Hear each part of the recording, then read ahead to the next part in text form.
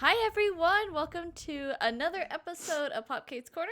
Today we are going to be talking about all the games we've kind of played from now and through 2020 to now. So we have a little bit of games that we played this month, but we're all grouping them into 2020 because most of them, that's when they came out. Mm-hmm. Well, some of them came out many years ago, and I'm just now getting around to them. These are our games of 2020. Thank you for coming to Popkait's Corner.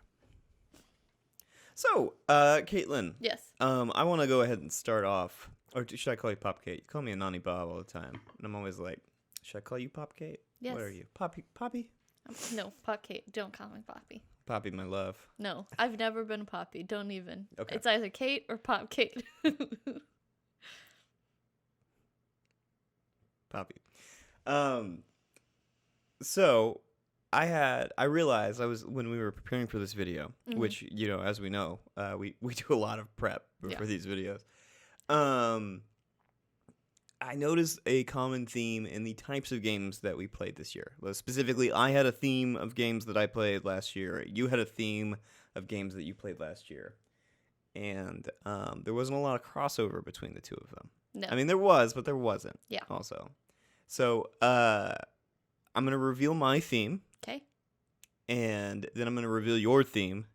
And I'm excited to hear. Are you excited? Yes. Okay. So my theme was a study of capitalism. Okay. Mm-hmm. Yeah, that makes sense. And your theme was a study of death. What? Oh, God. Yep. I thought it was going to be a study of cuteness. That's a complete, 360 from what, or 180 from what I thought. Nope. Yours is a study of death. You're not wrong, but it's like cute death. Yeah, it's like cute death. Yeah. It's like when you go outside and you see a dead baby bird. That's what you did. No. No, that's not cute death. No. That's sad death, Caitlin. Yeah. No, you said that. No, don't lecture me about something you said. All right. God. Now I'm sad. I thought the games I played were super great. They were great. They were just also about death most of the time. Yeah. So let me explain why. Okay. Yeah. So here's the list of the games that I played this year. Now, these are not new games. They've been out for a while. But I played the game Minute, which is a game where you have to defeat an evil cursed sword company who is polluting the waters and trying to sell its swords to everybody to put them in an endless loop where they're stuck and completely devoted to this company.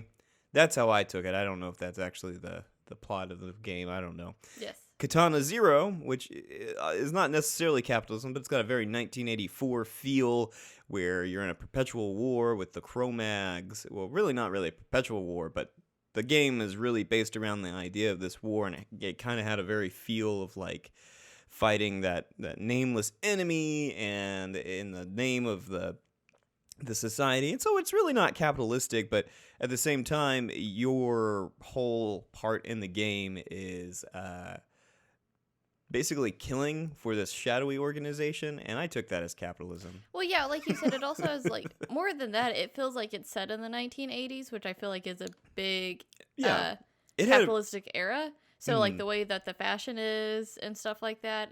It was like the it's sort of that Necromancer, Blade Runner idea of what the future was going to be, which is a very 1980s, let's push this capitalism game as far as it can go. And you kind of get a lot of those feels in that. And then the last one was Piku Niku, which is unambiguously about capitalism, where you have this guy who just wants to collect money from everybody, and then you kind of realize that money is worthless without things to spend it on, and so you just sort of have this one mega corporation manipulating everybody so that he can remake the world in whatever image he wants. Where does he get off making his decisions? Anyway, so those are the games I played. You also, if you wanted to talk about another one... oh, you're going to talk about Animal Crossing? No. Well, that works too. Yeah. You also played Donut Country for the first time this year. Oh, yeah. Also, game about capitalism. Or sorry, Donut County. Donut County. I always call it Donut Country, but Donut County. I forgot. That was a long time ago. And Donut County is a game about capitalism. Mm-hmm. These raccoons want to sell these donut holes to everybody, and everybody buys donuts, and you end up getting mixed up in this whole organization, and you eventually have to just bring the man down and get rid of the donuts. Yep, get rid of donuts.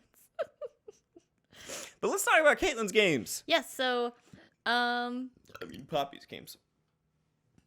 that was gross and terrible.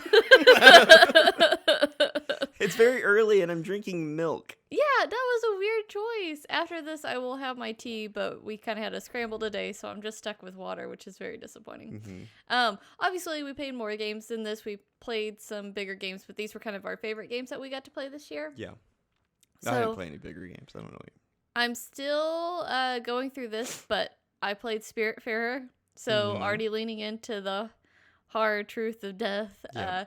You are the new spirit guide that helps souls cross over. Mm-hmm. One of the super cute things about it is you go through and you find these souls in these villages and you bring them on your ship, and when they're on their ship, they get to reveal their true form. Mm-hmm.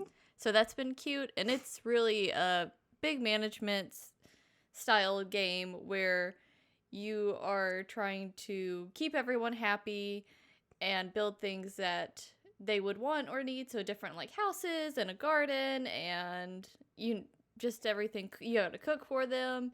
It's a big management style game, and then you help them cross over and everything. Mm-hmm.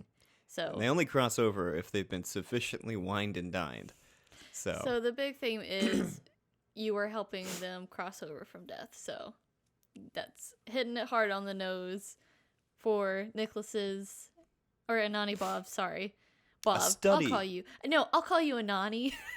Thank you. I always think it sounds like naughty. Okay. So. Well, I'm so glad you liked it. Thank you.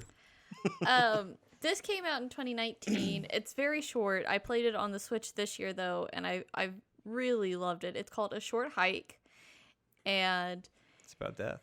It's not about death, but It kind of has death vibes to it, though.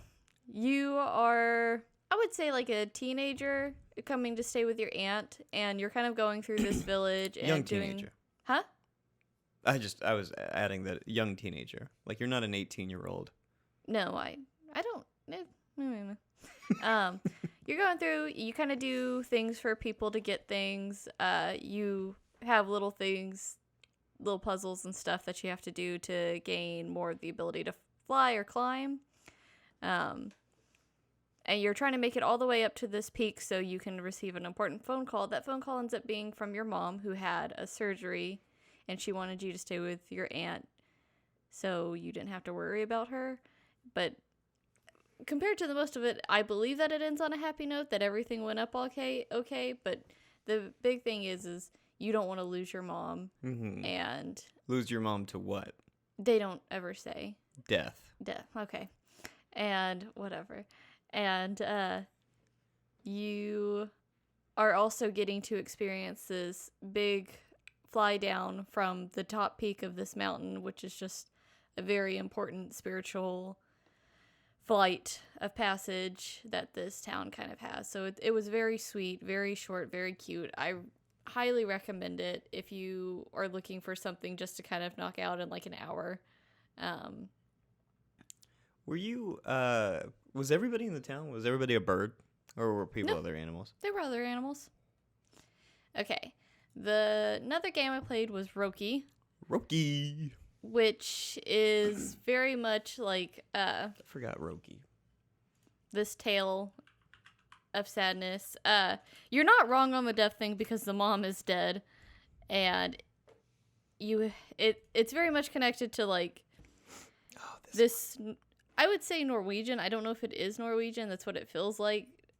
Fairy tale that your family is involved in. And I don't want to like give away too much or do anything too deep about it. But you're kind of having to go through it with your brother. Your dad is kind of like knocked out in the beginning. Oh my god. Yeah. But it's a big story of loss and having to discover your own journey through that, your own path of life, and making your own choices. And you're really young, so it's like a heavy game. It's very beautiful. Most of these I played on the Switch because I like playing indies on the Switch. I feel like it's a really intimate experience. Hey, can I say something about that? Yeah. I feel like playing indies on the Switch is kind of like buying music for a record player. Okay, well, I also What? Well, hang on, wait. Okay. Before you get offended. Okay. I just say, like, I feel like it's like a way to intimately enjoy these games on like a platform that feels like it was made for them. Mm-hmm. I don't know. Also, that like sort of recordy, scratchy noise that it makes whenever you're playing on the Switch is what really like brings home that experience. It sells it. But it was really cute, and I like playing all of these indies. The only indie that I didn't play because it's not fully released yet, but I was really stressed out this 1 week of the year, and this game was so beautiful and intimate and helpful, and that was Among Trees. It's the only one that I don't think is overwhelmingly about loss. And you get a cute fox friend. Mm-hmm. Fox pet. It's so cute. But and what are foxes associated with? Love. That's correct. Not death. But you are the like apples are in this set of woods, and you're kind of going through and collecting stuff and building out your cabin, taking care of yourself by feeding yourself and feeding your fox. Mm-hmm. And it's really fun and really cute. I'm playing it on like the Zen mode, so there's no monsters. There's no bears I have to fight. Yeah. I'm still paranoid about it though. That a bear's gonna come up? Yeah. Like at any moment? Yeah, like sometimes. So it's like the little bit of stress that's in the back of my head is I'm like, there's gonna be a bear here. There's going to Especially be a like bear. if the music disappears, I'm like, oh crap. Oh no.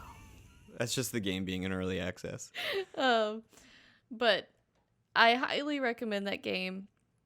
I believe it's only through the Epic Game Store right now, which Epic Game Store is great. And I really it came out a little bit before Ooblets, and I bought both of them, and I played Ooblets because this is kind of what I'll get to with my last one as well, is I played Ooblets first because everyone was like, Ooblets, but I was like, I really want to play Among Trees. It looks like it's more my style, and I wish I would have played it first because I loved it so much. I can't wait till it's fully released because it's such a beautiful game. Do you think it'll get a multiplayer component? I don't know. I hope it does because I think it's a game that we would really enjoy playing together. It reminds me a lot of The Wild 8, which was a game that I loved, but a little bit more, It looked like a casual Survivor game. Yeah. From looking over your shoulder. Which I enjoy. So, there's always that element of death. Yeah. And then the last game, which this is probably my game of the year, the game that I loved so much. This gets the Popkait Game of the Year. Popkait Game of the Year. Make it graphic. I will. Maybe. The Last Campfire, which is overwhelmingly about death, I believe. I didn't actually have that on my list. Is it about death? I know you did, and I know you're being sarcastic. You can't prove anything. This game is so beautiful. As I was saying with the last one, I bought Roki and Spiritfarer and The Last Campfire all together. Last Campfire was the one that I was like, I really, really, really want to play this game, but everyone's talking about these other ones, so maybe I should just try them to knock it out, and then I can come to it. And the other two are fun. But then I finally played The Last Campfire, and I'm so mad at myself for not playing it sooner because you loved it. I loved it so much. I have a pin for it on my pin board, but you can't see that. It's so great, and I just think it's funny because I feel like I finally played it, and then after I played it, it's like all these other... It's like IGN finally released a review about it. It was like, I can't believe we waited so long to play this, and other content creators and streamers, they're like, oh, this is such a great game, and I was like, ah! Why can't they just see what I see now? So I was like, okay. I just thought it was funny. This happens to me a lot. You're too ahead of your time. Yeah. No, don't say that. That's not true. Anyway, we're hipsters. No, and okay. we're really ahead of our time. No, we're very slow at stuff, so I'll find something and I'll be like, Nicholas, we have to do a video about this. This game is so great. And then like we're very slow or something comes up and then it will be Or we're just like, I don't want people to share this experience with me. I just want to enjoy the game. Yeah. I don't want to have to be like, thank you, Cockslayer 456 for subscribing. Yeah. And so But no, seriously, thank you, Cockslayer. Really appreciate it. we end up putting it off and then someone makes a video about it and I'm always like, dang Dang it. I knew. It's fine though, the algorithm wouldn't have been in our favor anyway, so I know. it's whatever. It's fine. I'm not bitter.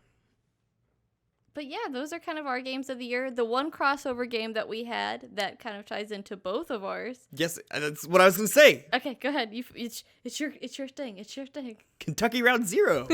Yes, Kentucky It's Route a Zero. game about moving forward and dealing with all of the loss in your life and kind of the slow progression that death is, because it's a game about like kind of losing your memory.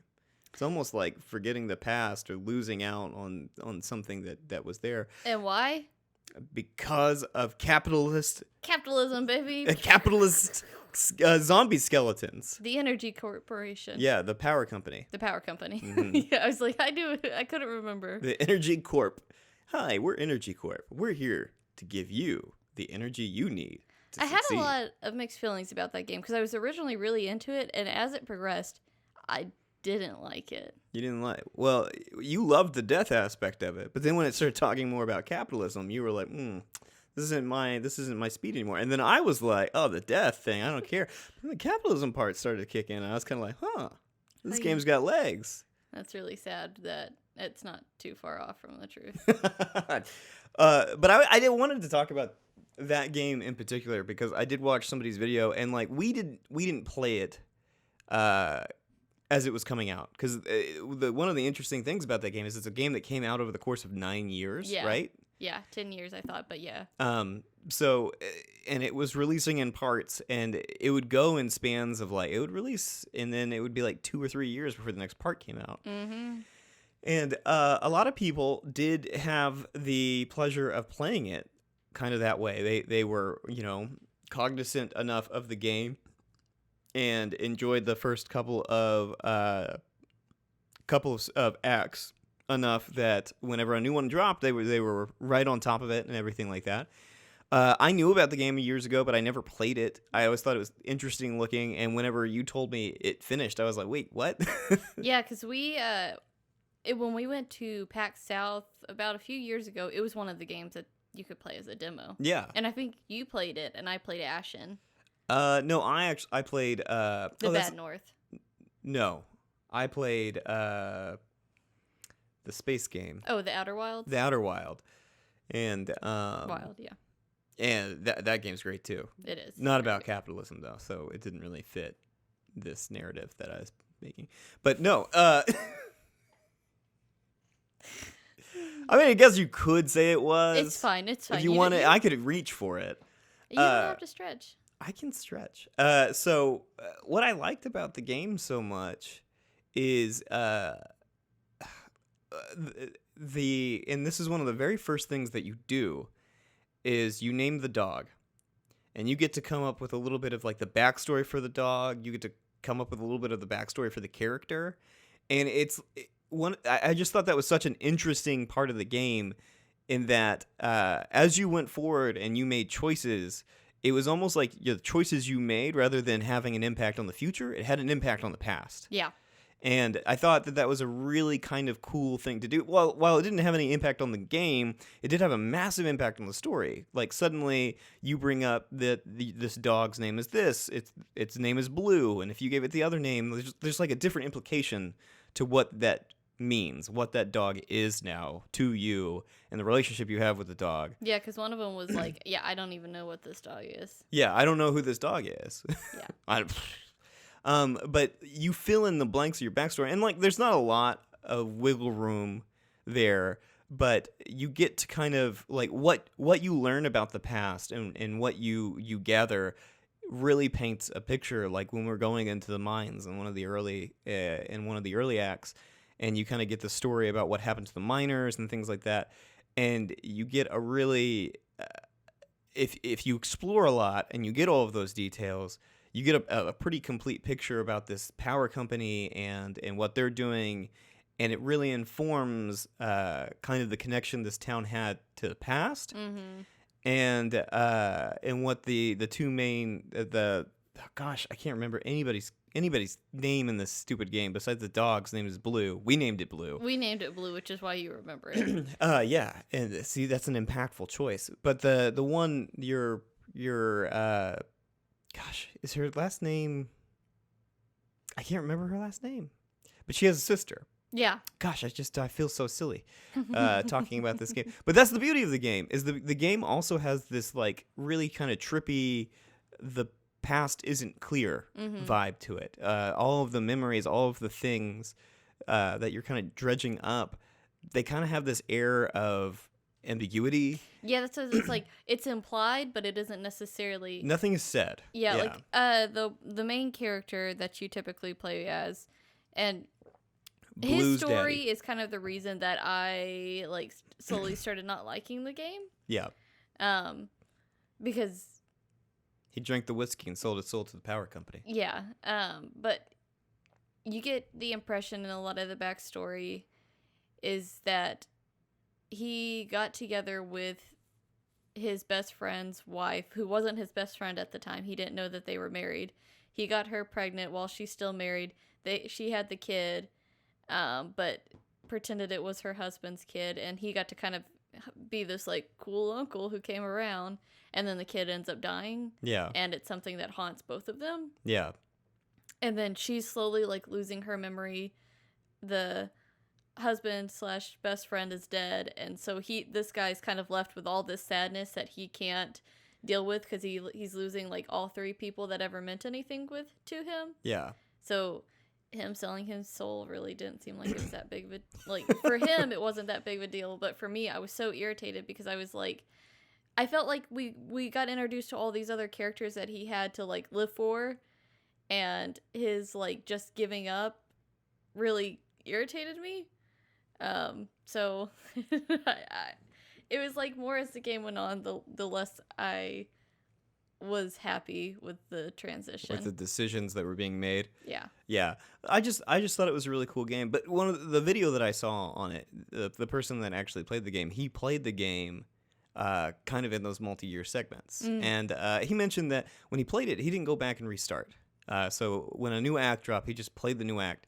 And he can go back and play the previous one. He didn't look up anything for like the previous one. Wow. He just sort of started playing again, and all of the acts are self-contained enough that you don't need that stuff. But he said that it kind of had a charm to it that I don't think that playing the game all at once would have. Yeah. Because one of the things that was sort of exacerbated by playing it this way is that his own memory of the game, his own experiences about what happened in the previous acts, are kind of nebulous memories as well. Yeah. And so that really contributed to the overall style that the game was trying to convey, is that the past slowly erodes, leaving you with whatever bits and pieces that you can cobble together. And even those bits and pieces that you can cobble together, there's a chance that they are, I don't know, imaginary. Yeah. They're mismemories, things like that. Because like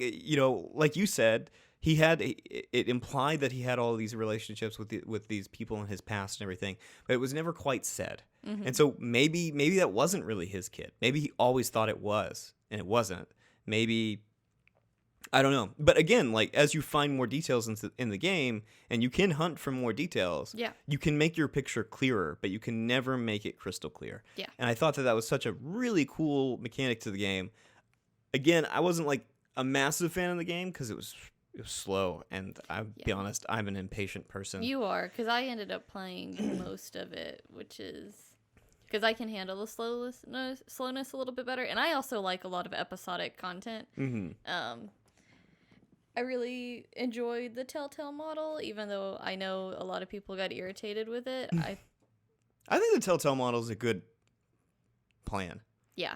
I don't know. I really enjoyed it. I So I was digging into it, and they did this really interesting thing. This is one thing that I think is a huge compliment in their direction is they would change the style sometimes. Like, you go to the next, like, you have this big episodic thing, and it's like you move to the next section, and it's almost like it's told from a different point of view. So there's one, like, you're in control, and the next you're in control, but the thing, instead of you talking and you kind of hearing everything, it's like someone conducting an interview. So you're not getting the full thing from your perspective, you're hearing it from someone else's perspective who was trying to understand why you went to this community and you were talking to all of these people. Yeah.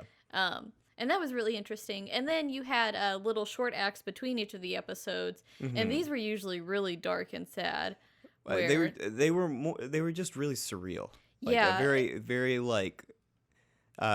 You would definitely play usually as a different character in those, and it was like one of the sub characters from like one of the earlier acts, and they would explore like some aspect of the kind of the lore of the world while asking like some like difficult questions. Yeah, one of the most depressing ones is there's this bar, and you come into contact with this bar later in the game, and you do this thing where it's almost like a play, so you go through, and then you have to come around and come to like a later date.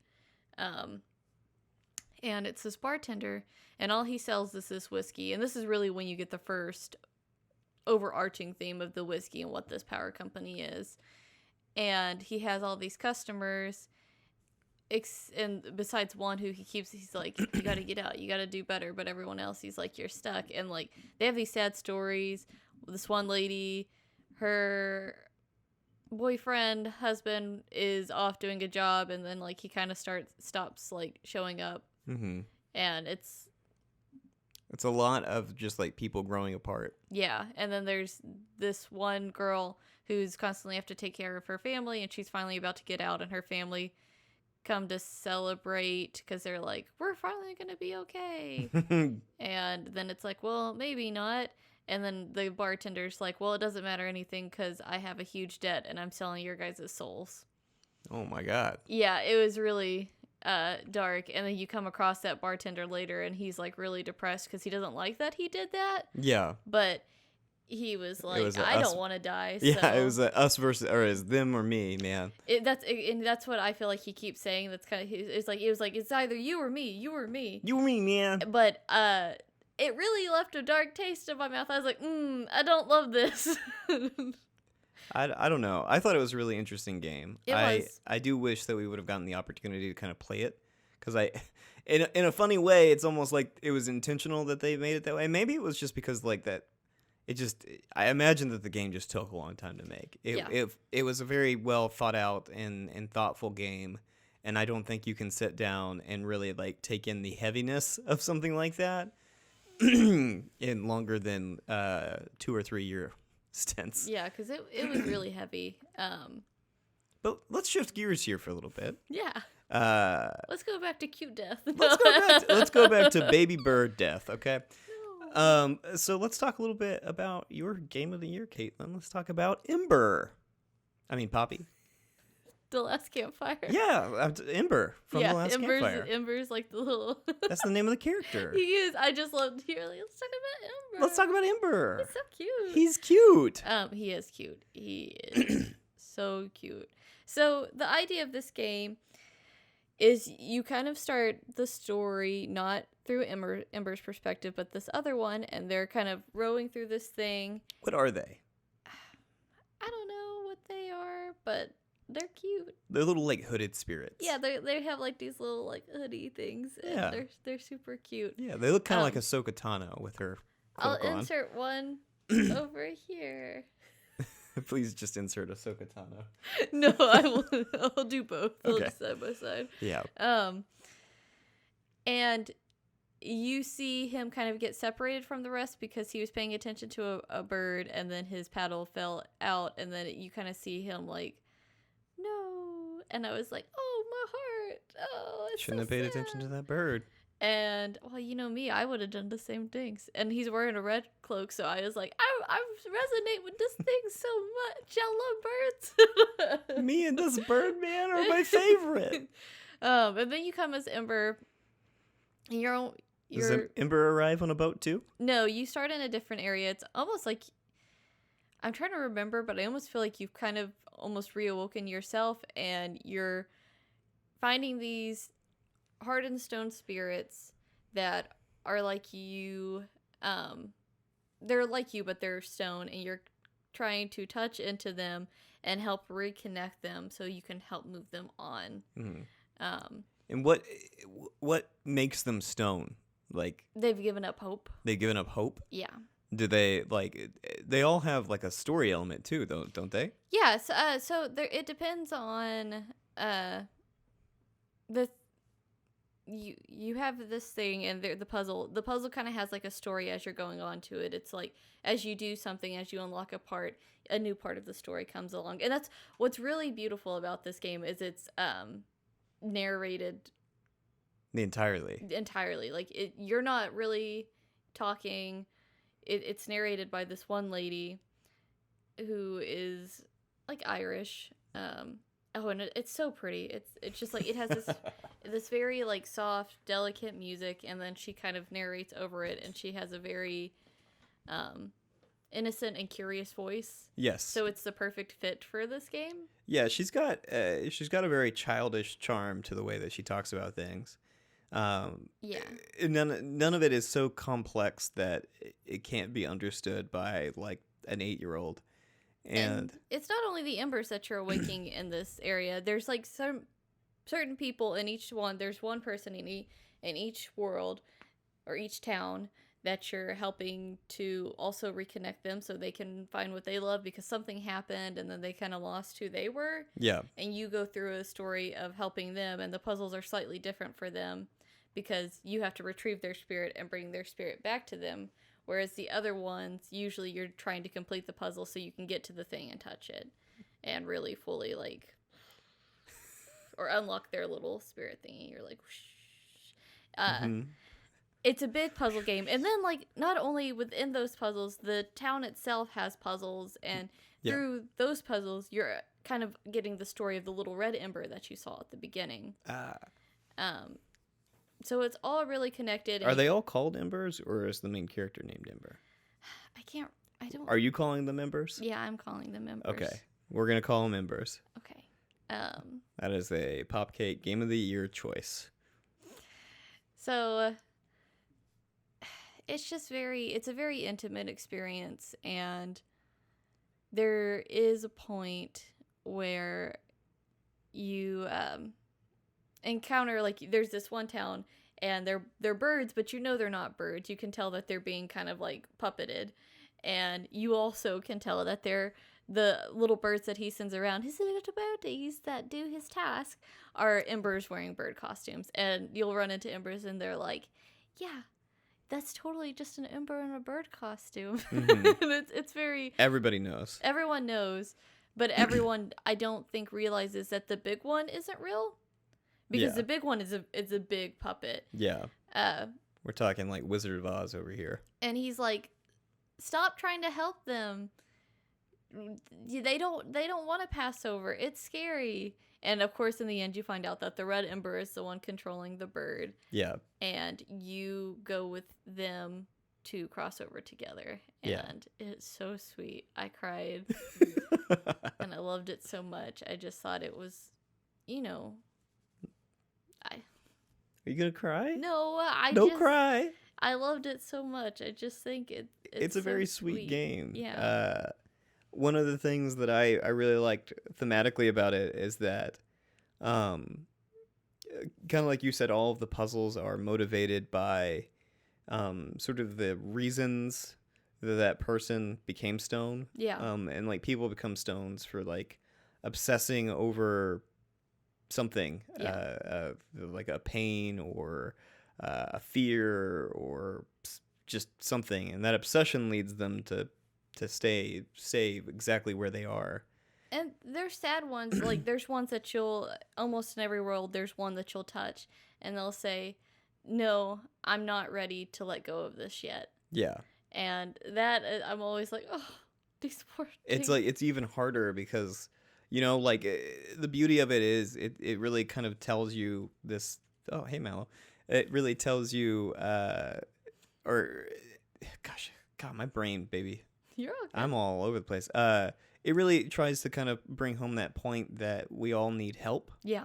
And that the only way that you kind of get out of an obsessive behavior or something like that is through processing it. Mm-hmm. But sometimes you can't process it alone. And sometimes that obsession is too intense for you to let go. And I thought that was a really beautiful thing. And I guess the bigger theme about the red ember and that person being someone that sort of went out of their way to prevent others from moving forward rather than standing still, and they created the bird god and all of that other stuff to sort of convince people not to move forward. I thought that was a really interesting thing about how your fears can really like amplify and hurt other people if you don't get the help that you need as well.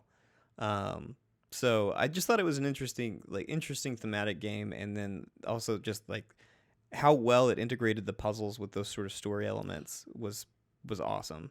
It was so beautiful. Oh. And the big thing with the Red Ember even more is, he lost people too. He saw them turn to stone, and it's kind of his fear of it, or their fear of it, was they weren't sure what waited at the end. Yeah.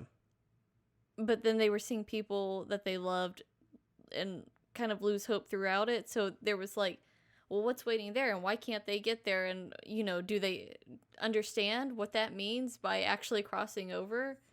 I don't know. It was just really... It was a lot. Mm-hmm. It was a lot. It's a really pretty game. So pretty. And then like the design elements of the game are great in that a lot of the world and how they construct their puzzles and construct their hideys, their secrets, their shimmeries, is by really making those puzzles and things eye-catching. Like the next puzzle is the most interesting element that you saw from the previous puzzle. Yeah. Like in the background, you see this giant snake coiling around something, and you're like, yeah, I'm going to have to go deal with this giant snake. Mm-hmm. And so it's a game that was well designed, well written, and just well made. It's a really pretty game, and if you haven't played it, you should play it. I also love that the company that created this game, or the publisher and the developers, Hello Games, who also made No Man's Sky. Yeah, very different game styles and motivations. Yeah. This one was much more well received than the previous one. I think that they went a different route because the previous one almost started a world war. Yeah, I know, but now people kind of love it. Yeah, that's the thing about world wars. Okay. Let's see. Let me talk about one of my games. Yeah, what game should I talk about? What do you think the audience? No, I want to hear what was your favorite game of the year. My favorite game of the year. There were a lot. I really enjoyed Hades. Hades was really good. And I think my problem with it is everybody enjoyed Hades, so it's not fun to talk about. Every time you talk about it, it's like, did you play Hades? And people are like, yeah, I did. You're like, yeah, it's good. I think what's also hard for us a little bit is like, we really, really liked Hades, both of us. Yeah. But it's not our favorite Supergiant game. No, Transistor is. And Hades is really good. It is really good. It's also hard, and I love that the game works to make you better at the game as you go on. Those roguelike style of gameplay is awesome. The enemy design and all of the weapons are fun to play with, except for the spear. The spear can go to hell. I don't like that one. The fists, easily the best. The bow and arrow, close second. And then I put the sword and the shield kind of right on top of each other. I put the spear and the gun. I don't really like the gun. Yeah, I don't remember you ever really playing with it. Yeah, the gun's like the last one you unlock, and so like I don't have an intimate connection with it. I'm like, no. Yeah. You're a gun. Yeah, I don't need that. And then the story's so sweet, and the way that they deliver it absolutely is amazing in that, you get bits and pieces by returning back and doing the thing. I think that the game kind of does a lot of things to imply that your dad cares about you more than he lets on, but at the same time, Hades is a shit of a person, so it's kind of like, just because he cares about you doesn't mean he's a good guy. Yeah, that's true. And so there's a lot in that game, and it's again sweet, well written, well made, and just fun as fuck to play. But I don't want to talk about it because everybody's talked about it. So I'm going to talk about Minute because nobody's talked about Minute in a hot minute. Minute. The one that I watched you play the most was Pikuniku, but I think you liked Minute better. I liked Minute probably. Like, Minute was great. I really liked Katana Zero as well. Oh yeah, Katana. I always Katana Zero was a lot of fun. It had sort of like this interesting Kill Bill aesthetic to it. And then it had this sort of rich backstory. It's also, just so everybody knows, it's going to get a free DLC sometime this year, so that's going to be awesome. I also, when I was playing The Last Campfire, you were playing Katana Zero. Yes. That was kind of that was our thing. And Katana Zero is great. The sort of like retro style VHS rewinding mechanics that it has in it are awesome. It really does. What is that style called? I just call it tropical electronica. Sure. Tropical electronica. I love that it. Is not what it is. That's what I'm calling but it. I call it hyper light drifter style. Well, yeah, it's the same sort of aesthetic, but it's like, this is going to bother me. Look it up. Okay. Look it up. Vaporwave. That's what it's called. You weren't telling me to look it up. You were just saying look it up. No, I was saying you look it up now and tell me what it is. But it's called Vaporwave, but I like to call it tropical electronica. And it's just sort of this sort of like very bright purpley blues and things like that. You think of those 90s concession stand cups. That's what it is, but as a style. And it really had a lot of fun things going for it. I really like the rewind mechanic. I really like that you kind of plan out these things and you got to rewatch it back as if you were a perfect god person. Mm-hmm. And then to use that as part of the kind of main driving force of the story, and that you were this null character, and that these rewinds and these mistakes and things like that were really just your ability to kind of like almost perceive the future and try out different realities and then pick the one that you like best to move forward in. It was a really cool concept. Crazy levels of high sci-fi and lots of the like addiction and grittiness that cyberpunk stuff should and does have. I don't know if Cyberpunk 2077 has it. I hear that it probably doesn't. But it should. But it should, given that it's its namesake. But Minute was a game that I played through it, and like the hook of the game. It's a game you play in segments of 1 minute. So you from the point you get your magic demon sword, you have 1 minute before you die, and then you have to start back at whatever your house is, and you can change your house. So you wake up wherever you lay your head down, and then there's sort of this like, you have to go fast, and pick all of the people up and get all of the things and do all this stuff, and there's lots of little like side quests, and the dialogue that they use is like quick and snappy, so that it's like, hey, do this, and it's no fuss about it, no like, oh, if only I had the diamond amulet, and then you have to figure out what the fuck that means. And it's really like, give me the diamond amulet, and then you find a person that says the diamond amulet is here. And then you go do it in the next minute. And it's great because like it really distilled like the experience of playing a game down to its very base form, because if all you have is a minute to do the thing, then you can't fuss around with sort of like the fluff of a video game. So you can't, there's no advanced mechanics that you can learn. There's nothing. You throw your sword and that's it, or where to go. And I really liked it from that perspective. Like there really isn't that much of a rich or deep story to it.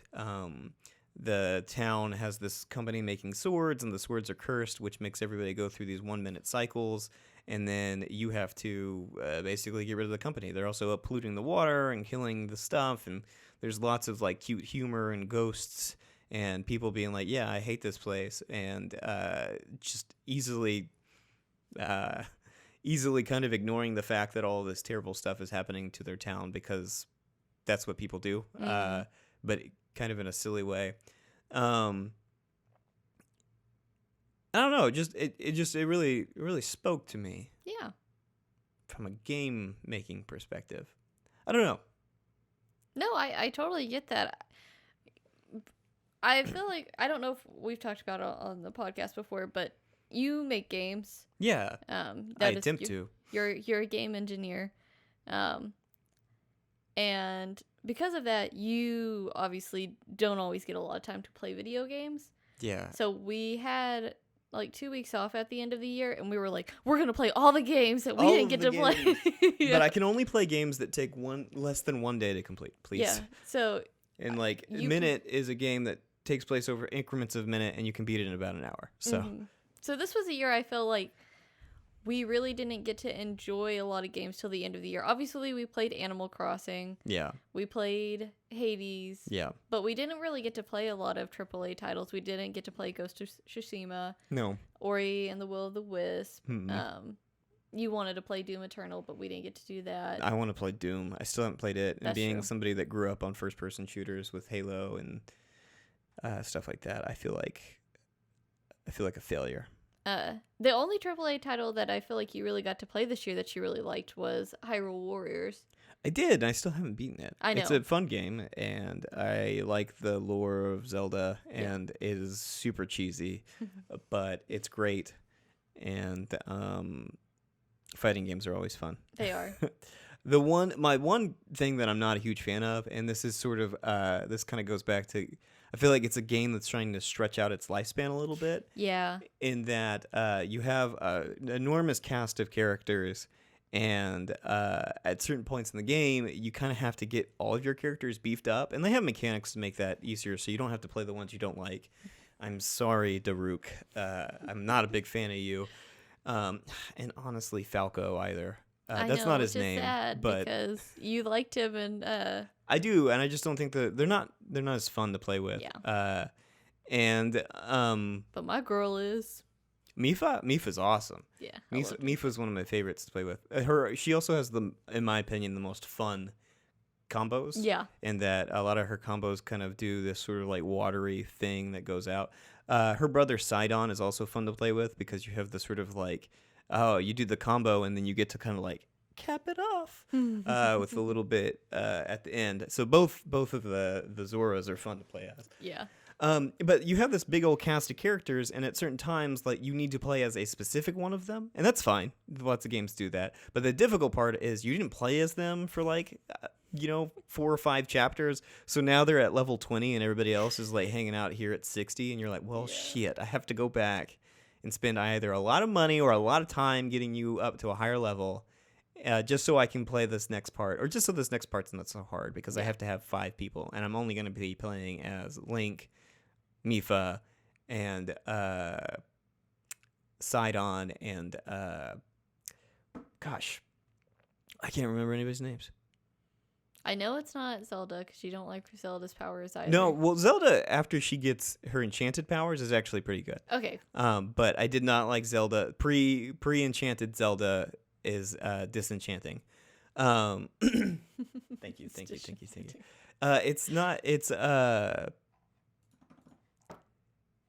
what is her name? I know you're talking. She's got about the walrus, the sand walrus. I like her a lot. So yeah. But that was just kind of,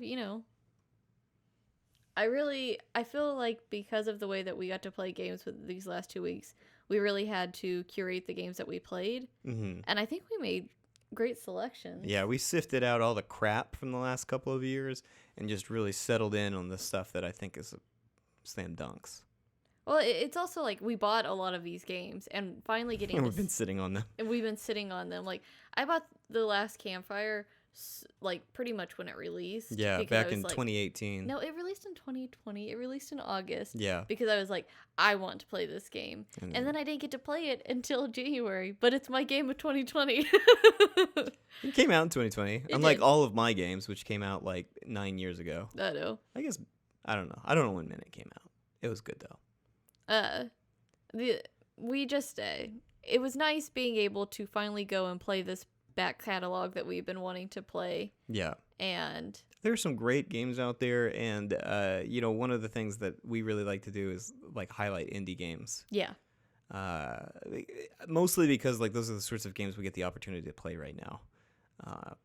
I'm sorry, Ghost of Tsushima, but your 40-hour time count is really high for me. I've also, if there's one thing that I learned this year with the video games that I played, is to play what I want to play and not so much what other people are like, oh, this is so good. Because I liked Roki and I like Spiritfarer, but I don't love them, if that makes sense. I feel like both of them are very well made and they have very interesting stories, but they're not necessarily the types of games that hook you. Yeah. It's kind of a slow burn. Mm-hmm. And The Last Campfire just had me from the get-go. Among Trees had me from the get-go. And I just wish I would have listened to my gut and played the games I wanted to, instead of being like, well, everyone loves Ooblets, so let's play Ooblets. Let's play Ooblets. And Ooblets was fun and cute, but I didn't love it as much as I did Among I didn't Trees. think Ooblets seemed like a game that I was uncertain of. Yeah, I feel like it just had that Animal Crossing vibe, so people were like looking to scratch that itch because all of the stuff in Animal Crossing had kind of... But that was another thing I learned, is like, I really liked Animal Crossing, but it just made me want to play Stardew Valley. Yeah. I preferred Stardew Valley. And that's what I really want to do right now, is I just really want to get back into Stardew Valley. Finish it up, get to year 3, actually, because yes. we've only ever gotten to year 2. And just really get hard into it, because that was one of the games I really loved playing. And I loved that I got to play with you and Kyle and Melanie. Yeah. I don't know if we'll get to make another one in the future. We always talk about it, but if we do, I'm excited to revisit that world. Tosh Family Farms. Tosh Family Farms, or start a new Tosh Family Farm. No, we spend so much time and effort. Yes. No, there's just what I've really learned with playing video games this year is to just kind of trust my instincts and play the games that I want to play. Yeah. And I think usually I kind of tend to lean towards, well, everyone says this is good, so I should play it, instead of being like playing the games that I've really wanted to play. Don't let those games journalists get to you, okay? I know. They're being paid to make Roki happen. All right? Roki's really good. I mean, we played the demo of it, and I thought it was super cute, and I'm a sucker for redheaded protagonist, which I've highlighted before. What? I just didn't love it as much as I thought I would. We played a demo of it, and I enjoyed the demo more than I've enjoyed the game. Well, I think you'll get an opportunity to like dive into it again, because we didn't get all of those games done in those 2-week time period, and the games that we didn't get done in those 2 weeks time period, it's kind of we haven't. It's like, I don't have time, so I can't get into this. I can't just dive into it, and so sometimes getting to dive into a game and just play it start to finish and really love it is the great way to play a game. But I feel like that's something we're trying to be better this year about getting to play games that we really want to play. I mean, enjoying media. We really try to carve out time because we enjoy playing Destiny 2 together. Yeah. And we've made an important thing of trying to carve out time to play it. I mean, the holiday event that they did this year, that was so much fun. Yeah. And we literally spent like a whole weekend trying to do it because we didn't get to do it earlier. So we were like, we have a weekend to complete this. We got to bake all the cookies. So we got to bake all the cookies. And that was so fun. I loved getting to experience that with you and just dive full in. And it's like, okay, let's go. Here, it's got time. Got to bake them cookies. Yeah. I think we only missed one person. It was the person that was on the raid. We didn't go do that. And so we didn't get that one. Maybe not, but we did complete the... We gave cookies to everybody, and we did enough cookies to get the thing, but we didn't get cookies. We did make all the cookies, I just don't know if we delivered. No, we didn't deliver that cookie. Yeah. So, but still, you can for a weekend, you can call us failures if you want to. For a weekend, that's pretty good. You can call us losers, lamos, weirdos. You can't do that, because I'll get my But feelings hurt. it won't hurt our feelings. It won't? Yeah, I was trying to say that right before you said that. And I was like, hopefully, nobody heard that you said that. Wow. So they can call us that, but we're winners. Yeah, anyway. We're winners. But, yeah. Yeah. Yeah. Yeah. This is probably going to be a shorter Popkate's Corner. Not that much shorter. I think I lied. I just looked at the time. Yeah, it's an hour now. But thank you so much for joining us. As you can see, a lot of times Popkait Corners are kind of put on the whim, so I don't know what we'll talk about next week, but I'm excited to talk about it. Thank you for coming and watching Arse ramble and forget names for an hour. And our love for video games and what we finally got to play. So, thank you. We hope you enjoyed this highlight and that you get to check out some of these games. As we'll put links in the description. Yeah, as Anonybob always likes to say, not a sponsor. Oh, yeah. But we could be. But we could be, no. Thank you so much for joining us, and I hope that you have a wonderful rest of the week. Bye.